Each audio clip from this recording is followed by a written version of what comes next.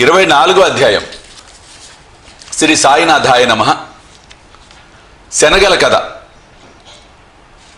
సుధాముని కథ, అన్నా చించినికర్, మావిసిబాయ్, బాబా నైజము, భక్తపరాయణత్వము.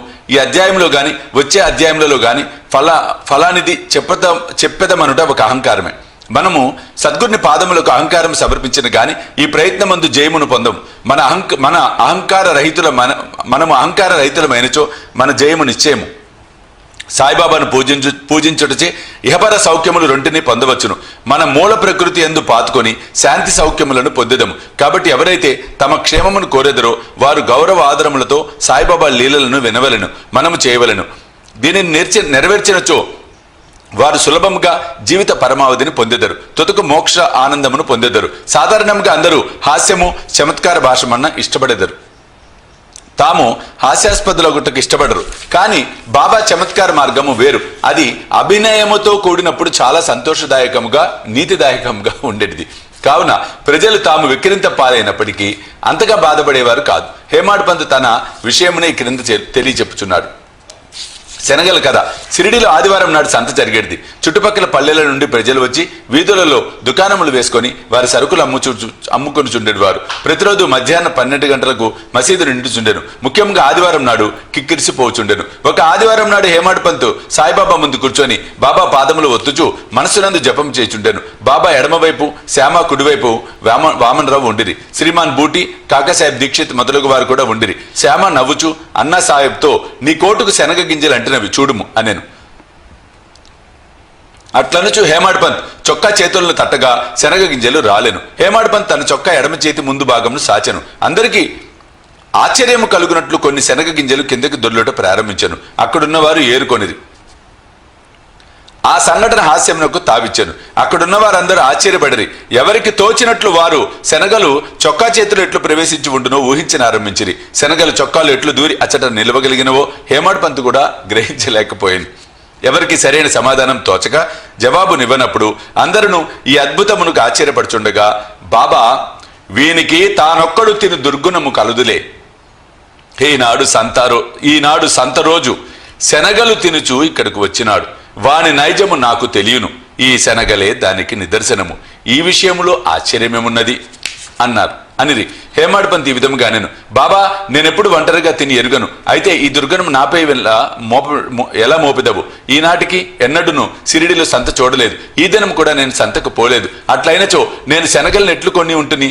నేను కొననప్పుడు నేనెట్లు తిని ఉందును? నా దగ్గర ఉన్నవారికి పెట్టకుండా నేనెప్పుడు ఏమీ తిని ఎరగను. బాబా ఈ విధంగా నేను, అవును, ఇది నిజమే. దగ్గరున్న వారికి ఇచ్చేదవు. ఎవరును దగ్గర లేనప్పుడు నీవు గాని నేను గాని ఏమి చేయగలము?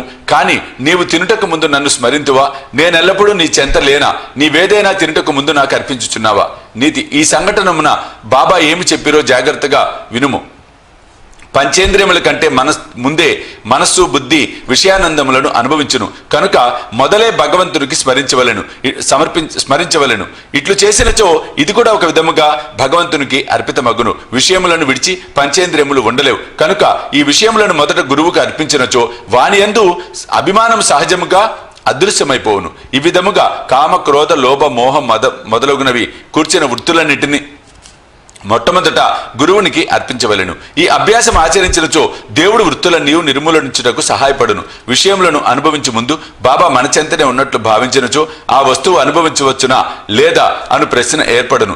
ఏది అనుభవించుటకు తగదో దానిని విడిచిపెట్టెదము. ఈ విధముగా మన దుర్గుణములన్నీ నిష్క్రమించును. మన శీలము చక్కబడును. గురువునందు ప్రేమ వృద్ధి పొందును. శుద్ధ జ్ఞానము మొలకెత్తును. ఈ జ్ఞానము వృద్ధి పొందినప్పుడు దేహబుద్ధి నశించి బుద్ధి చైతన్య గణమున లీనమగును. అప్పుడే మనకు ఆనందము, సంతృప్తి కలుగును. గురువునకు దేవునకు ఎవరు భేదము నెంచెదరో వారు దైవం నెచ్చటను చూడలేరు. భేదములన్నింటిని పక్కదోసి గురువుని, దేవుని ఒకటిగా భావించవలెను. ఈ ప్రకారం గురుని సేవించినచో భగవంతుడు నిశ్చయముగా ప్రీతి చెందును. మన మనస్సులను స్వచ్ఛం చేసి ఆత్మసాక్షాత్కారము ప్రసాదించును. క్లుప్తంగా చెప్పునదేమనా మనము గురువుని స్మరించనిదే ఏ వస్తువును పంచేంద్రియములతో అనుభవించరాదు. మనస్సును ఈ విధముగా శిక్షించినచో మనమెల్లప్పుడూ బాబాను జ్ఞప్తి అందు ఉంచుకొనేదము. మనకు బాబా ధ్యానం ఎన్నో రెట్లు వృద్ధి పొందును.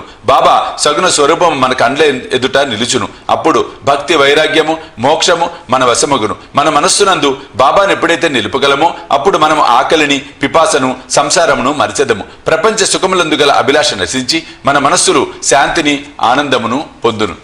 సుధాముని కథ పై కథ చెప్పుచున్నప్పుడే హేమాడ్ పంతుకు సుధాముని కథ జ్ఞప్తికి వచ్చాను. అందులో కూడా ఇదే స్థితి ఉన్నది కనుక దానిని ఇక్కడ చెప్పుచున్నాము. శ్రీకృష్ణుడు అతని అన్న బలరాముడు మరి ఒక సహపాఠి సుధాముడు గురువుకు సాందీపని ఆశ్రమంలో నివసించుచుండిరి. కృష్ణ బలరాములు అడవికి పోయి కట్టెలు తీసుకురమ్మని గురువు పంపెను. సాందీపుని భార్య సుధాముని కూడా అదే పని మీద ముగ్గురి కొరకు శనగలిచ్చి పంపెను. కృష్ణుడు సుధామునితో అడవిలో కలిసి దాదా నీళ్లు కావలను, నాకు దాహము వేయుచున్నది అనెను. సుధాముడు ఉత్త కడుపుతో నీరు త్రాగకూడదు కనుక కొంత తడవాగుట మంచిది అనెను. కాని తన వద్ద శనగలు ఉన్నవని కొంచెము తినుమని ఏమీ అనలేదు. శ్రీకృష్ణుడు అలసి ఉండుడిచే సుధాముడు తొడపై తల ఉంచి గుర్రు పెట్టుచూ నిద్రపోయాను. ఇది కనిపెట్టి సుధాముడు తన జేబులోని శనగలు తీసి తినుట ఆరంభించెను. హఠాత్తుగా కృష్ణుడు ఇట్లనెను, దాదా ఏమి తినుచుంటివి? ఎక్కడ నుంచి ఈ శబ్దము వచ్చుచున్నది? సుధాముడు ఇట్లనెను, తినుటకేమున్నది? నేను చలితో వణుకుచున్నాను, నా పండ్లు కటకటమనుచున్నవి, విష్ణు సహస్రనామమును కూడా సరిగ్గా ఉచ్చరించలేకున్నాను. ఇది విని సర్వజ్ఞుడు శ్రీకృష్ణుడు ఇట్లనెను, నేనొక స్వప్నమును గంటిని, అందులో ఇంకొకరి వస్తువులను తినుచుండెను. ఏమి తినుచుంటువని అడగగా ఏమున్నది తినుటకు మన్నా అనెను. అనగా తినుటకేమీ లేదని భావము. రెండో వాడు తదాస్తు అనెను, దాదా ఇది ఒక స్వప్నమే, నాకివ్వకుండా నువ్వేమి తినవని నాకు తెలియను. స్వప్న ప్రభావంచే నీవేమి తినుచుంటువని అడిగి తిని. శ్రీకృష్ణుడు సర్వజ్ఞుడని గాని అతని లీలలు గాని తెలిసి ఉన్నచో సుధాముడు అట్లు చేసి ఉండును. కాబట్టి అతను చేసిన దానిని తానే అనుభవించవలసి వచ్చెను. శ్రీకృష్ణుని ప్రియ స్నేహితుడు అయినప్పటికీ అతని ఉత్తర కాలమంతయు దారిద్ర్యముచే బాధపడిసి వచ్చెను. కొన్నాళ్ళకు భార్య కష్టం చేసి సంపాదించి ఇచ్చి పంపిన పిడికెడు అటుకులు సమర్పించగానే కృష్ణుడు సంతసించి ఒక బంగారు పట్టణమును అనుభవించుటకు ఇచ్చెను.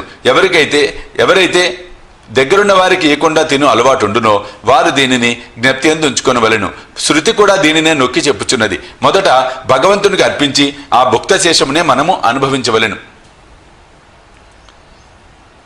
బాబా కూడా దీనిని హాస్యరూపకముగా యుక్తితో బోధించెను. అన్నా చించనీకర్ మావిసీబాయ్ హేమాడ్ పంత్ ఇచ్చిన ఇంకొక హాస్య సంఘటన అందులో బాబా చేసిన మధ్యవర్తిత్వమును వర్ణించెను. దామోదర్ ఘనశ్యామ్ బాబరే ఉరఫ్ అన్నా చించనీకర్ అనే భక్తుడొకడు కలడు. అతడు సరళుడు, మోటువాడు, ముక్కుసూటివాడు, ఎవరిని లక్ష్యపెట్టువాడు కాదు. ఉన్నదున్నట్లు చెప్పేవాడు, ఎప్పటికప్పుడుదే తేల్చేవాడు. బయట కఠినుని వలె హఠము చేయువాని వలె కనిపించినను వాడు హృదయము మంచిది, నక్కజిత్తుల వాడు కాదు. అందుచే బాబా వాణిని ప్రేమించుచుండెను. అందరూ సేవ చేయునట్లే ఇతడు కూడా మధ్యాహ్నము బాబా ఎడమ చేతిని తోముచుండెను. కుడివైపున ఒక ముసలి వితంతువు వేణుబాయ్ కౌజల్గి అనునామె ఉండెను. ఆమెను బాబా అమ్మ అని పిలిచేవారు, ఇతరులు మావిసిబాయి అని పిలిచేవారు. ఆమె కూడా బాబాను సేవించుచుండెను. ఈమెది స్వచ్ఛమైన హృదయం. ఆమె బాబా నడుమును, మొలను, వీపును తన 2 చేతులు వేళ్ళు అల్లి దానితో నొక్కుచుండెను. ఆమె దీనిని అతి తీవ్రంగా చేయుచుండెను. బాబా వీపు కడుపు కలిసిపోయినట్లు కనిపించెను. ఇంకో పక్క అన్నా తోముచుండెను. మావిసిబాయి ముఖము కిందకు మీదకు అగుచుండెను. ఒక్కసారి ఆమె ముఖము అన్నా ముఖమునకు చాలా దగ్గరగా పోయెను. హాస్యమాడు నైజము కలది అగుటచే ఆమె, ఓహో అన్నా చెడ్డవాడు, నన్ను ముద్దు పెట్టుకున్నట్టుకు ప్రయత్నించుచున్నాడు. ఇంత ముసలివాడైనప్పటికీ నన్ను ముద్దు పెట్టుకున్నట్టుకు సిగ్గులేదా అని నేను అంటే ఇక్కడ ఆ చమత్కారాలు. ఆ తండ్రి సరదాగా అందరితో ఉండేవాడు, ఆనందంగా గడిపేవాడు. తను ఒక భగవత్ అవతారమో గురువనో భేషజాలు ఏమి చూపించలే బాబా. చూడండి కథలన్నీ వింటుంటే ప్రత్యక్షంగా అవన్నీ కనుల ముందు ఆవిష్కృతం అవుతున్నట్టు అనిపిస్తూ ఉంటుంది చదివిన ప్రతిసారి నాకు. కాబట్టి కథ చూడండి. ఆమె అలా అనగానే అన్నాకు కోపం వచ్చెను. చొక్కా చేతులు పైకెత్తి అతడు ఇట్లనెను, నేను ముసలివాడను, దుర్మార్గుడను అనుచున్నావా? నేను వెర్రివాడనా? నీవే కలహమునకు కాలు దూచున్నావు. అక్కడున్న వారందరూ ఈ ముసలివాడు కలహమును చూచి నవ్వుకొని చుండిరి. బాబా ఇద్దరిని సమానముగా ప్రేమించేవారు కనుక ఇద్దరిని ఓదార్చవలను అని ఈ క్రింది విధముగా అనెను. బాబా ప్రేమతో, ఓ అన్నా, ఎందుకు అనవసరముగా గోల చేయుచున్నావు? తల్లిని ముద్దు పెట్టుకొనినచో దానిలో ఔచిత్యమేమని అనెను.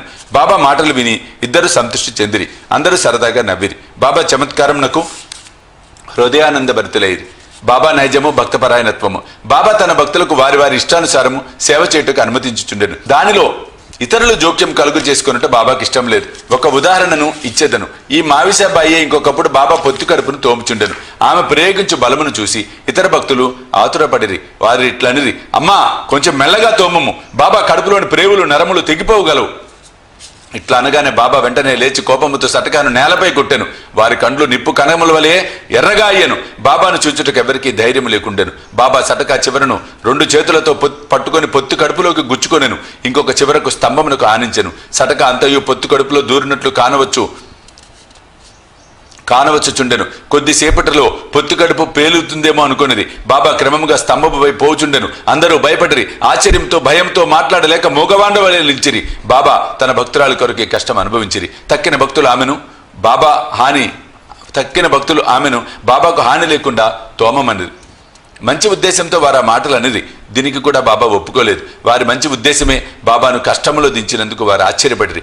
ఏమీ చేయలేక కనిపెట్టుకొని చూచుండిరి. అదృష్టంచే బాబా కోపం తగ్గెను. సటకాను విడిచి గద్దపై కూర్చుండిరి. అప్పటి నుండి భక్తుల ఇష్టానుసారము సేవ చేయనప్పుడు ఇతర భక్తులు జోక్యము కలుగ చేసుకొన రాదు అని నీతి నేర్చుకొనిది. ఎవరి సేవ ఎట్టిదో బాబాకే గుర్తు. 24వ అధ్యాయం సంపూర్ణం. సద్గురు శ్రీ సాయినాథ అర్పణమస్తు. శుభం భవతు.